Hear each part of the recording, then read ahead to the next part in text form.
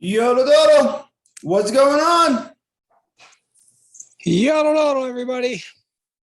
How are we doing? Just to let you know, we live in Colorado and we have snow on the ground. I don't know if you can see it, but it's like a foot of snow. If we get interrupted, that's because the kids have a snow day, and that's what we're dealing with today. I'm glad you prefaced that, Andy, that unless we got interrupted, I thought you were looking for sympathy. And I was going to tell you, there's no sympathy here, big boy.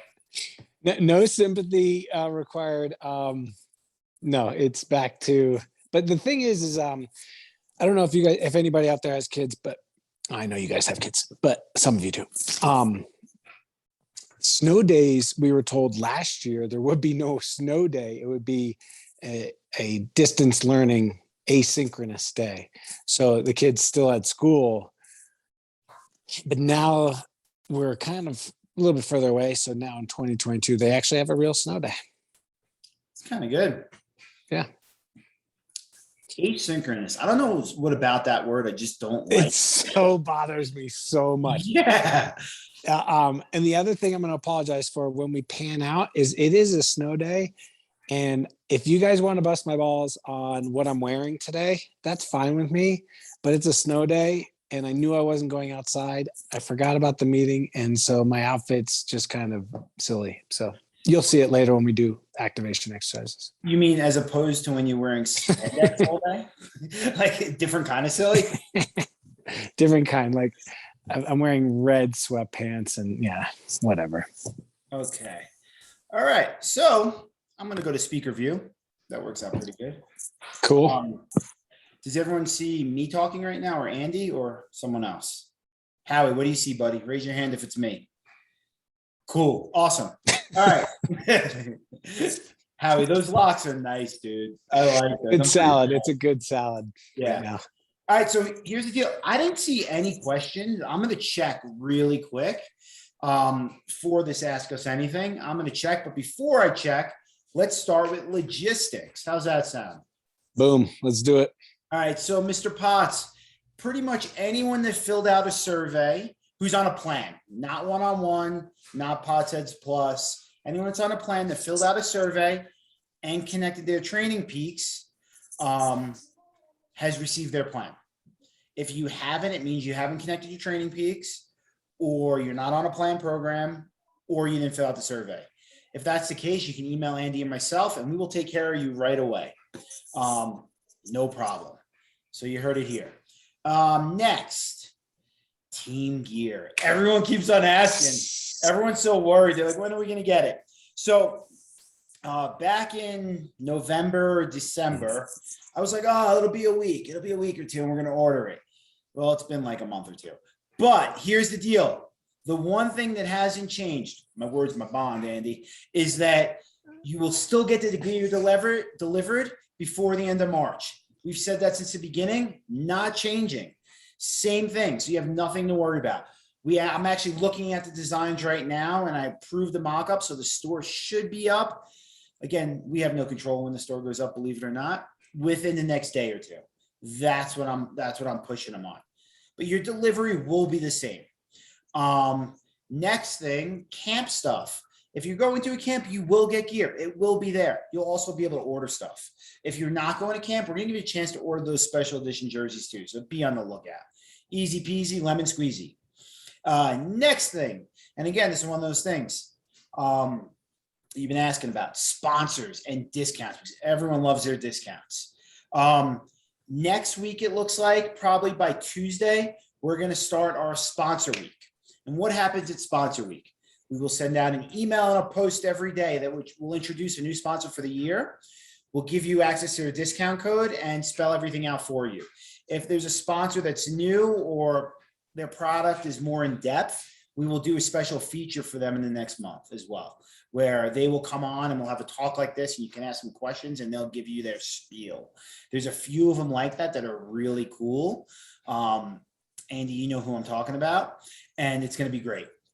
What else? Swift Ride Series. Who rode this morning? Show of hands. Anyone? Come on. It's awesome. BMAC is killing it, keeping that thing going. So get on there, have some fun. You can substitute any workout for that. And all right, here's something for you, Potts. I've been thinking a lot about February. February is a weird time for people because most of North America, it's cold, but race season's right around the corner. So like if you're not getting serious, it's time to get serious. I know Wendy's been getting serious. She's been getting after it. She's like, I'm so tired. I'm so tired. I go, yeah. Just wait. It's going to be great. So if you're having a hard time, just start getting moving, get your rhythm down, get your routine down, because that will help you go forward. February's Get Serious month. Let's do it. All right. On that, Daniel, as you're moving in February, what the really important thing to establish is that pattern and that rhythm that you were talking about. When the workload gets either more intense or longer, if you already have time carved out, it's a lot easier to smush and push and massage and manage other items of your life. If you've already carved out time. If you have not, and then the dial starts to turn, then the stress load becomes higher, and it becomes one of those things where like you're swimming in water and you're like up above your neck and you're like fighting to breathe with it. Versus if you have a system in place, if you have a schedule, if you have a rhythm to it, it's like, oh no, I'm just going to pinch down 5 more minutes. I need 15 more minutes for this workout. I know where I can like kind of squeeze it down to make it happen. So start establishing that routine now, to not only carve out the physical time, but also the mental strategies that you can build on from here. Yeah. So in that, I actually have a question that I was just looking at, Andy, and it kind of fits into here. And the question is, what happens when you make a mental mistake? Like maybe like you have training the next day and you stay out too late, or maybe you went too hard the day before, or you have a big project at work and you're up all night. How do you handle that and get past it, deal with it with your training? Okay. So number one, I tell myself that a singular workout isn't going to make or break me.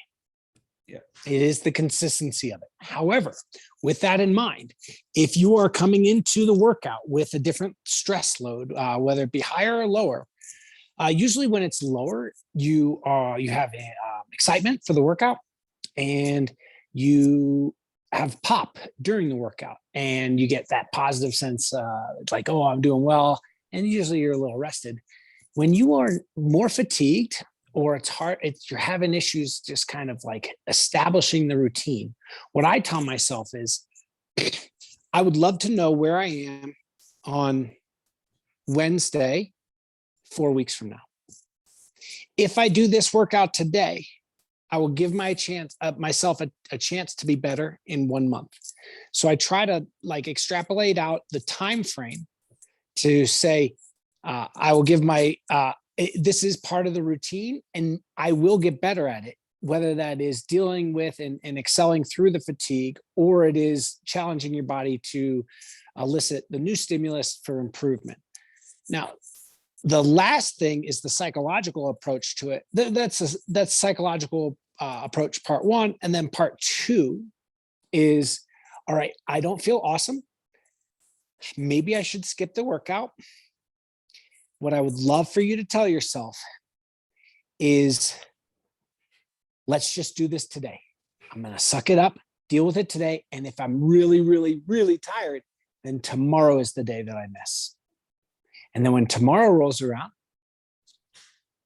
you can tell yourself the same thing. But no, but if you really are tired, then you do need to recover, and you do need to, but I would like to give yourself 1 day or one workout to move through it as planned. And if it really was overwhelming, you'll know afterwards, and then you need the next day off. So there's two things about this, Andy, that you made me think of. One, this is the whole idea behind Give Me 5. Just give me 5 minutes, see how it goes. You could come around. Yes. You should come around, hopefully. It might stink after, but you might. The other thing, and this is quite appropriate because we were talking about this about what 20 minutes ago, Andy, dealing with your training, is that we have a lot of these workouts built in. Oh, yeah. Oh, runner's choice, rider's choice, swimmer's choice. Those are built in. So when you have these days, you can slide them in, you can get moving, and we try and anticipate when you're going to need them so that you have control and you could just move and be part of the process of training and exercising and moving, and that'll help you get through the day. And again, I'm going to correlate to that. Wendy asked, if you're so fatigued that you can't hit your marks in your workout, what do? All right. Number one is, so I look at the intent. What's the intent behind the workout? And I try to hit, and if it's not the value, the end value, whether that be like speed on a track or watts on a bike, or repeats in the water. I worry less about the number I see on my watch or on the clock. And what I really worry about is executing the workout by the zone, work the zone, if you want to do a zone or a color or a heart rate or a perceived level of exertion, whichever area that is a little bit more subjective, I work that. And I work less objective numbers. I pull away from objectivity and I go more into subjectivity, and I work the intent with effort, perceived effort. And that way I really come around, because it's like, oh, I just work like, so I use like a color system in swimming, like where it just be red, stay on the red. Oh, I know it's like 143 heart rate. And I also know that if I'm at that heart rate with this stroke rate, you end up coming around to the times, but sometimes it's like, ooh, I'm about a second and a half off, or on mile repeats, I'm about 13 seconds off. Watts, I'm about 8% off. You're just not quite there, but you're really working that system, which elicits improvement. So we're not robots, and you can, like some days you're dialed, but other days you got to work the system. All right. So 2 things on that. It's 2 things today, all day, 2 things. First, heart rate is really hard to hit when you're fatigued. So you can kind of push that out the window. We push heart rate out the window a lot. And what I mean is we use heart rate to see what happens to our body, not to set our workout up. So sometimes we'll use heart rate. And if you have heart rate and you're comfortable with it, great. But the main idea is to use heart rate to see what happens, not to prescribe the workout. That's why on the bike we use watts. The second thing on this is, Andy, you got to explain to them what the colors mean. All right. Okay. So real quick. All right. So real quick, the color system is like zones. Let's keep it real simple. There's basically, it was called 4 colors. Okay, let's go 5 colors. White, pink, red, blue, and then purple or black. Okay. And basically what we're looking for is basically the color of your back and how hard you're breathing, what it looks like. If you don't like the colors, then you can do gears, gear 1, gear 2, gear 3, gear 4, gear 5. If you don't like gears or colors, you can use zones. Zone 1 is white, zone 2 is white. Zone 2 plus, low 3 is pink. Red is solid. Zone 3 into zone 4. Blue is solid zone 4, upper level zone 4. Purple or black is zone 5. So red is basically threshold, zone 3 plus. All right. And so we don't want to confuse you guys here. Well, and I know we just did. Sorry. Let me explain to you where the colors came from. Listen, first of all, zones are, I'm going to call them arbitrary in quotes, but they're just a system for you to wrap your brain around something. You can call them animal names. It doesn't matter. The colors came up because in swimming, when you're as a coach, when you're standing on a pool deck, you can see swimmers' backs. And you'll notice the harder they work, the redder and more purple and black their backs become. When they're not working hard, they're white and clear. That's where that comes from. So a little history lesson here. Yeah. And then actually, Daniel, I'll give you a little, take that just one step further, not to like really belabor the point, but John, who I swam with, his name is John Urbanchek. He initiated the color system. I swam for him at the University of Michigan. Awesome coach, Hall of Famer. And the coaching color system is known throughout the coaching world in swimming. And Jim Ellis, who started Philadelphia Department of Recreation, PDR, was like an inner city swim school for inner city kids in the Philadelphia area. It was predominantly Black, and Jim Ellis is Black as well. And he said, "Hey, John, there's a movie Pride on it." So Jim went to John and was like, "Hey, what do I do if my swimmer is Black? Like, I can't see the colors as well on a Black person. How am I to know based off of like what I'm visually seeing? How can we communicate it to our athletes?" And so Jim and John worked together, and they came up. They moved away from the colors and they turned it into gears. So it's like gear 2, gear 3, gear 4, gear 5. Yeah. So that's what the system is kind of known as now. I know it as a color system, but now it's a gear system if you see it moving forward. All right, very cool. I like that. Cool. All right, cool. But Andy, you have any other updates or things you want to talk about? I have some other questions here, but I want to know if you had anything else you want to talk about. So I would like to end the session. I told you guys that we were going to have ways to prime your body before before swimming and running, and I'm going to go over those at the end. Okay. Next, so we'll do questions now. All right. Other thing. Show of hands. Is anyone doing Ironman Des Moines? Anybody? Oh, right on. Anybody? I don't see anyone here. Kosera is on the treadmill. Look at him, and he's holding a phone. That's big time. He's going about 6.2 miles per hour. No, 6.3. He's blue right now.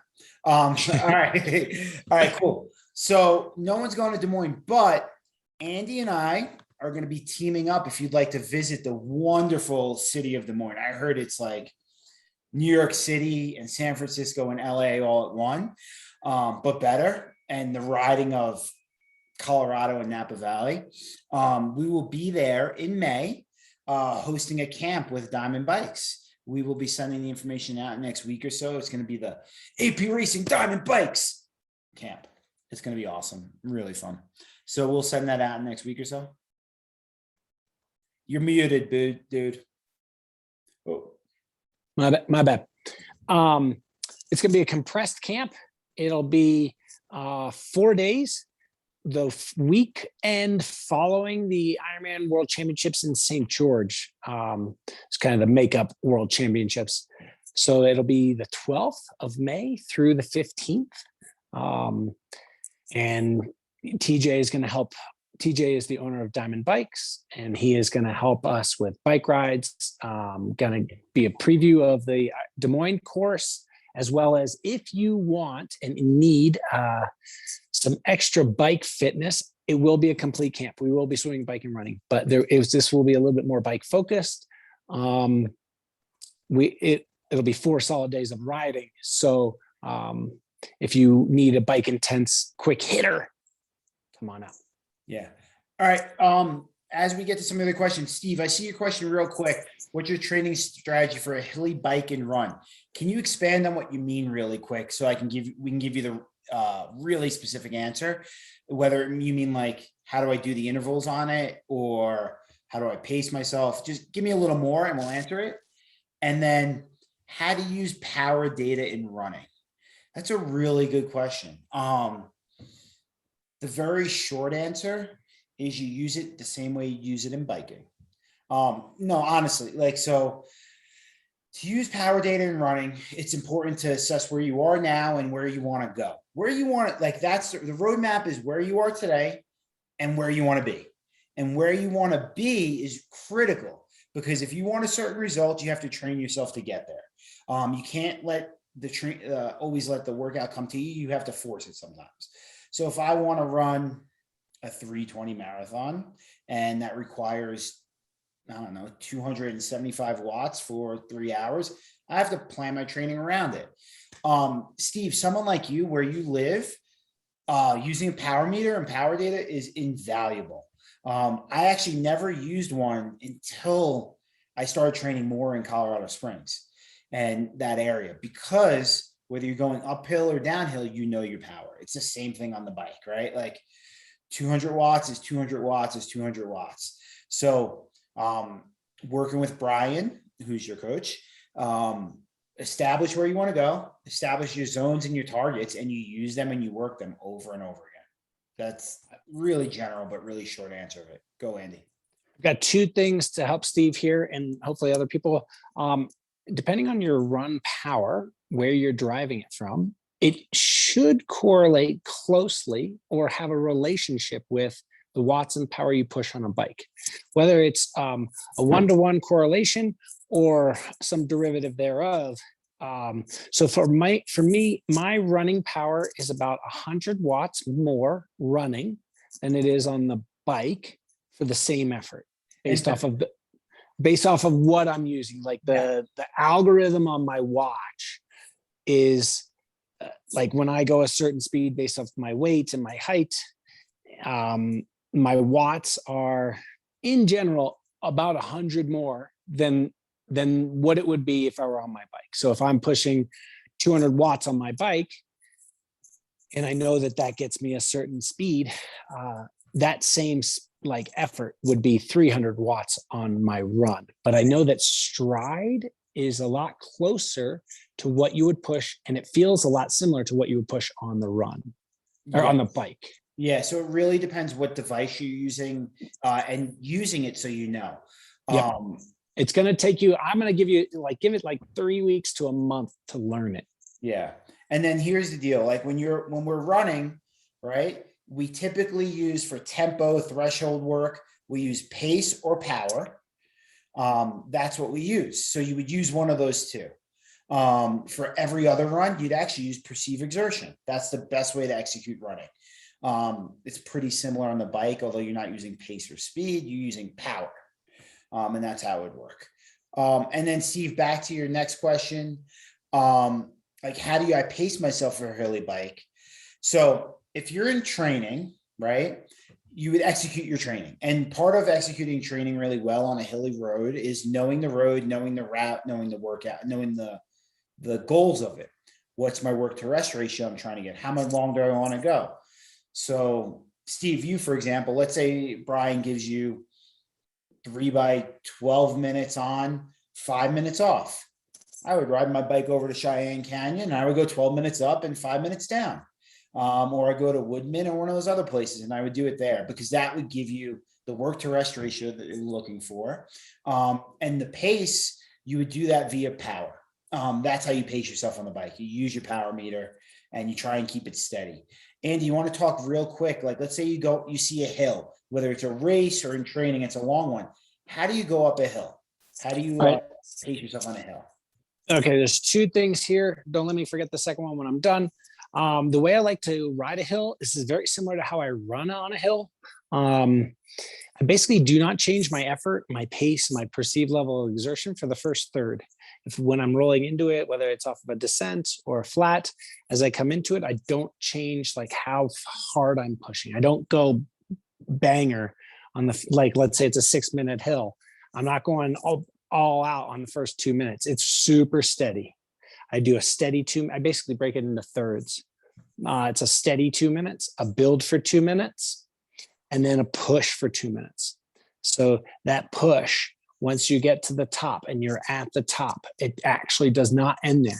It's up and over, crest, accelerate until you're on the descent, up to speed, then you can recover. So for me, when I do a hill, it'll look like on a graph, it has like a shepherd's crook to it, because my power extends up and over until the hill is totally over. If the repeat ends on a hill that is like ends into a parking lot or just it stops, then obviously you're done when you're done. Yeah. But if it's like a roller and it comes up and over, you have to get up and over the crest. So I break it into thirds. Once again, it's steady, then build, then push. And then go ahead, Daniel. Yeah, if you ever want to mess with someone or really just annihilate someone in a race, you crest late and then you go for the next 2-3 miles after you get over the hill. You will drop everyone and their mother in a race that way. The key is the better the athletes are, the more they learn to expect it. Yeah. And where you wear them down is after the third or fourth time you do it to them. Yes. You do it once and they're like, oh heavens, what's happening? You do it the second time, you're like, not this again. You do it the third time, you're like, I don't think I want to play anymore. And then the fourth time, bye-bye, you're gone. Yeah. All right. So Andy, similar question. Like if I'm doing Ironman St. George, I don't live in a hilly area. Should I be running like an elevation on the treadmill? What can I do to supplement for that? And should I be, for that matter? All right, two things there. Number one is 1% on a treadmill is 0 grade outside. So most of your runs on a treadmill should be done at 1%. You should not be running on a treadmill at 0% ever. So stop that. Knock it off. That's nonsense.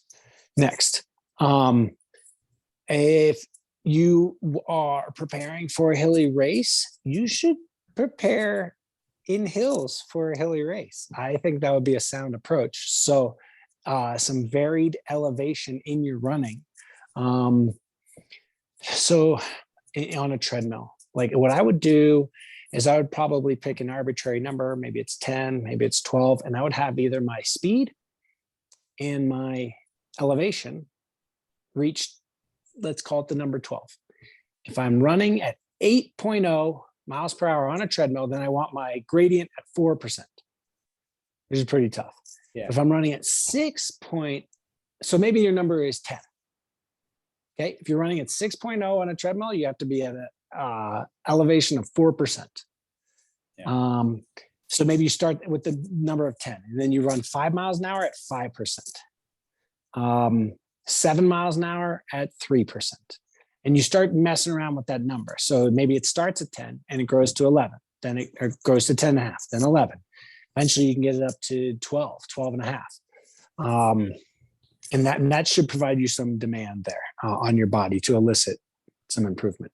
I wanted to go back to a question from Steve with how to prepare for the race. Steve, since you're working with Brian and all of our one-on-one athletes, what we'll try to do is set you up for a race course on best bike split, which will show you the power you need to be pushing at any given second during your ride to hit your goal times.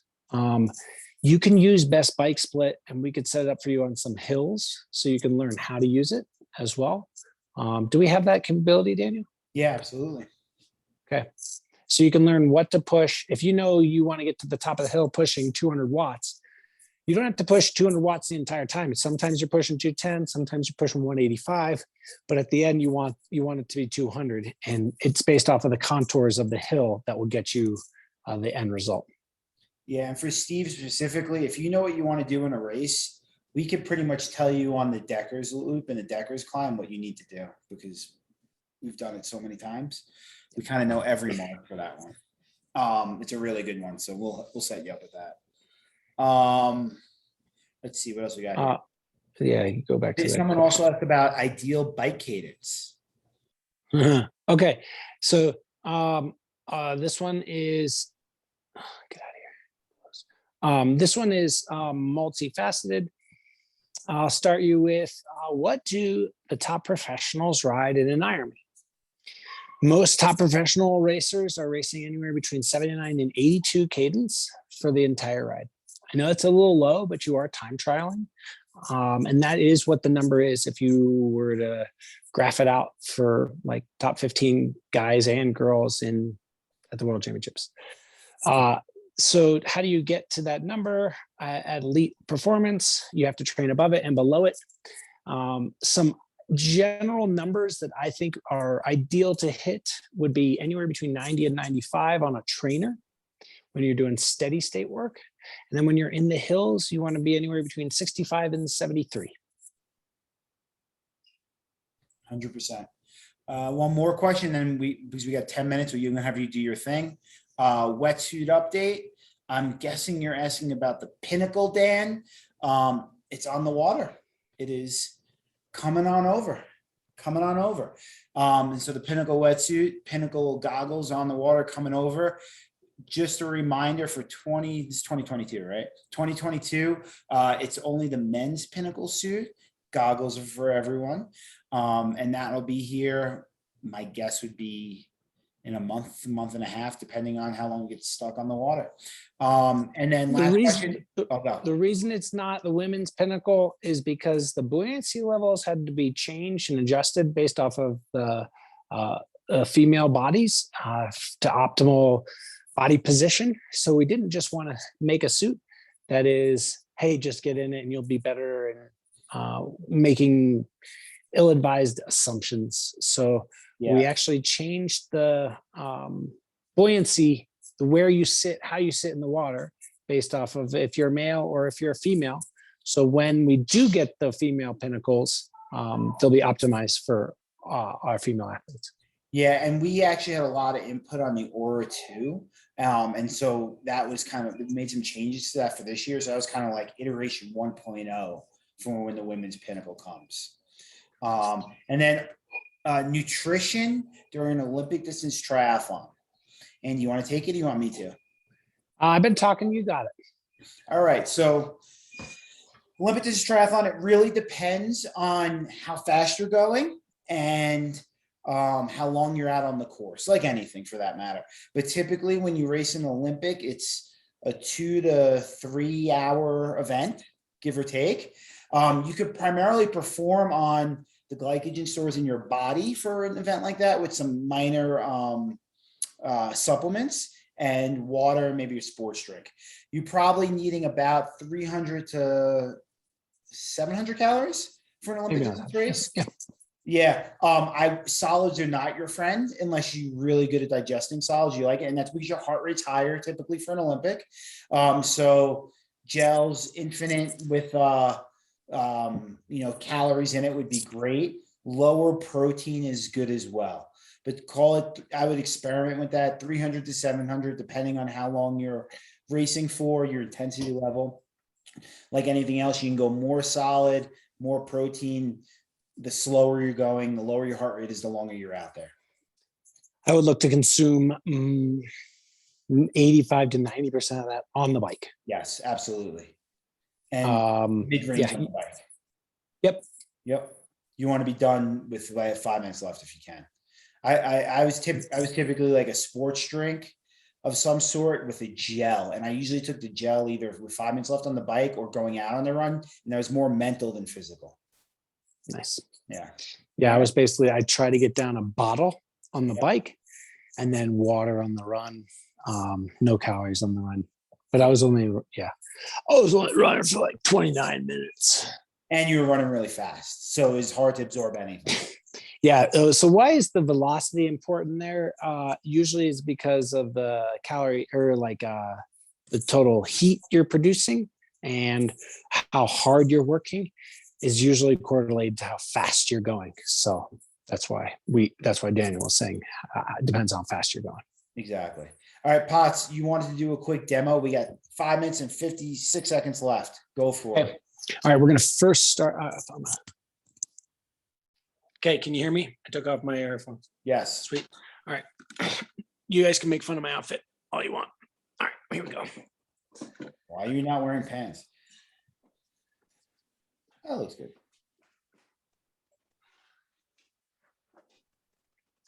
So you can see me better. All right. Before the run, what I'd like you to do is get your knee over your toes. So use a flat wall, knee over your toes to engage the gastroc and soleus and really stretch out the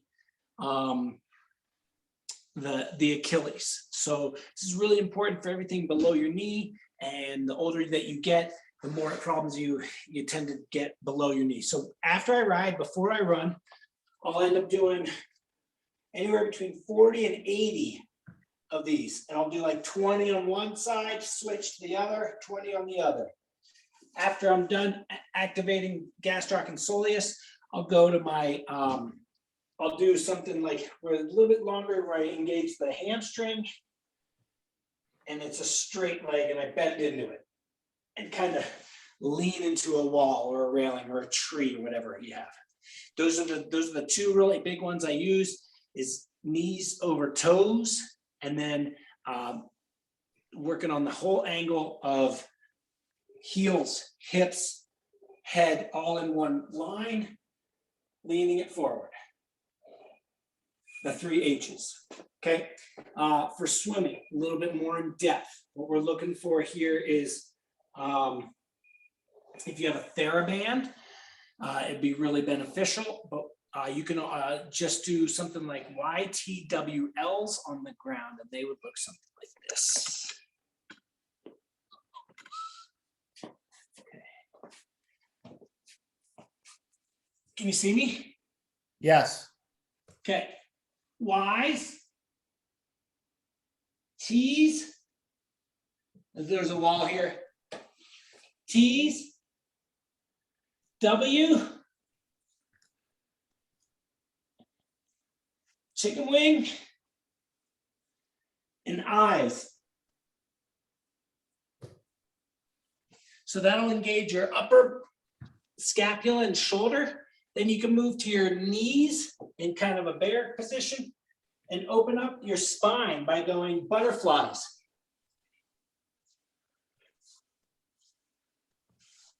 Okay, another way to do a butterfly is kind of a reach through.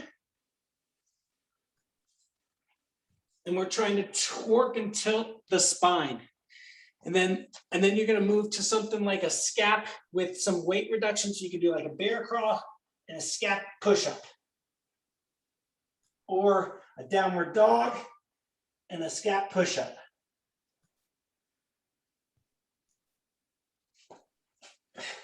And then lastly, you want to engage your back. So you're going to go onto your back. I don't know if you can still see me. Yeah, we can. Okay. You're on your back. You do glute bridges. Engage your low back and your glutes. You can do double leg. You can do single leg. And then you could do a walkout.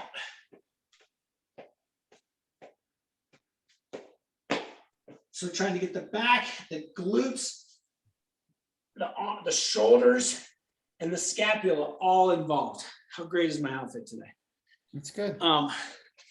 So those are pretty much what work really well in priming pre-swim and then pre-run.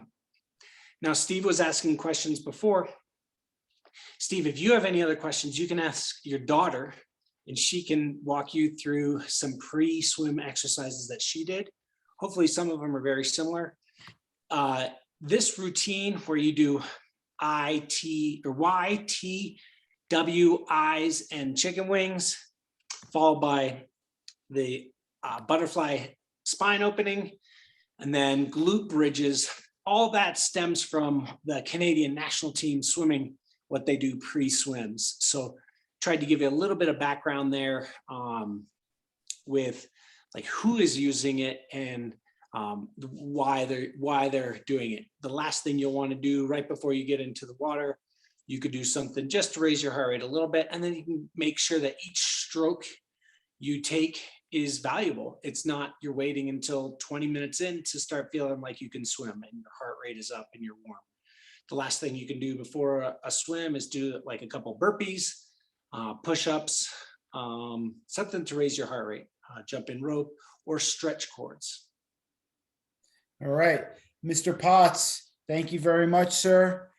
If anyone has any other questions, just send us an email, post up on the Facebook group. Be on the lookout. Lots of things coming. Thank you, guys. Peace.